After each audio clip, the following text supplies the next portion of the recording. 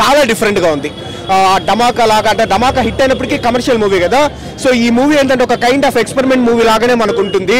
And action sequences ఉంటాయి bro, second హాఫ్లో కావచ్చు, ఫస్ట్ హాఫ్లో కావచ్చు, ఆ ఫైట్స్ కావచ్చు, లేకపోతే ఆ స్నైపర్ షూటింగ్ సీక్వెన్సెస్ కావచ్చు, అక్కడక్కడ ఎలివేషన్స్ కావచ్చు, ఇవైతే మనకు బాగుంది. ఒకటే మైనస్ ఏంటంటే మనకు ఆ ఫస్ట్ హాఫ్లో వచ్చేసి నాన్ లీనియర్ స్క్రీన్ ప్లే ఉంటుంది అనమాట. అంటే పాస్ట్లో జరిగేది ఒక సీన్, ఫ్యూచర్లో జరిగేది ఒక సీన్, ఏది అనేది మనకు లీనియర్గా ఉండదు. అదొక్కటి నరేషన్ బెటర్గా పెట్టింటే ఇంకా బాగుండేది. అదొక్కటే మైనస్.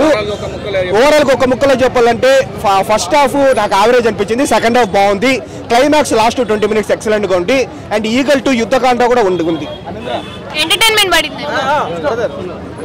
యా బ్రో, మూవీ చెప్పాలి అంటే ఫస్ట్ థింగ్ ఏంటంటే రవితేజ గారి ఫ్యాన్స్కి అయితే డెఫినెట్లీ చాలా బాగా నచ్చుతుంది. ఎందుకంటే ఆయన దగ్గర నుంచి వచ్చిండే ఎక్స్పెరిమెంటల్ మూవీ అనమాట ఇది వచ్చేసి. అండ్ ఒక నార్మల్ ఆడియన్స్ ఇప్పుడు నాకేంటంటే సెకండ్ హాఫ్ అయితే నాకు బాగా నచ్చింది. ఎస్పెషల్లీ లాస్ట్ 20 minutes సెకండ్ హాఫ్లో ఉండే యాక్షన్ సీక్వెన్సెస్ కావచ్చు, లేదా ఫస్ట్ హాఫ్ సెకండ్ హాఫ్లో ఉండే స్నైపర్ షూటింగ్ సీక్వెన్సెస్ కావచ్చు, రవితేజ గారి యాక్టింగ్ కావచ్చు, ఆయన డైలాగ్ డెలివరీ కావచ్చు, సో ఏజ్కి తగ్గ గెటప్ కావచ్చు, అంతా బాగానే ఉంది. నాకేంది మైనస్ అంటే ఫస్ట్ హాఫ్లో కొంచెం నాన్ లీనియర్ స్క్రీన్ ప్లే అయిపోయింది అనమాట.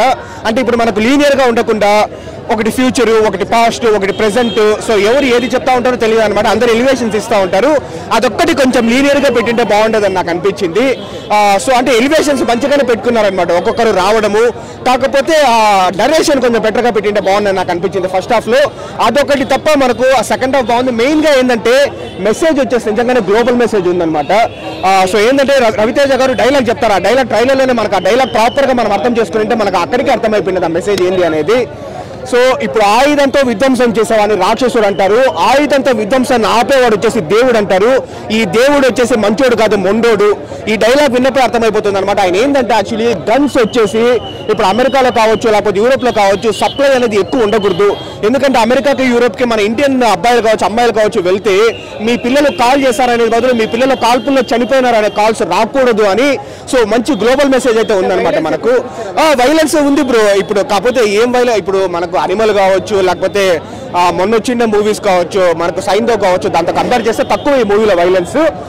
అంటే మనకు ప్లస్ పాయింట్స్ ఏంటంటే యాక్షన్ సీక్వెన్సెస్, ఈ sniper shooting sequences, direction, Raviteja గారి యాక్టింగ్ అంటే ప్లస్ పాయింట్స్ ఇవన్నీ.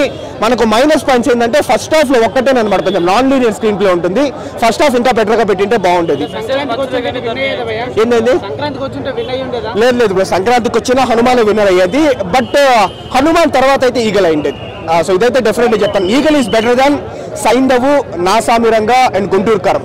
అదైతే నేను చెప్పగలను. బట్ ఇది సూపర్ హిట్ అని నేను చెప్పడం లేదు, ఒక అబో యావరేజ్ మూవీ. మేబీ అందరికి బాగా నచ్చితే హిట్ కూడా అవుతుంది.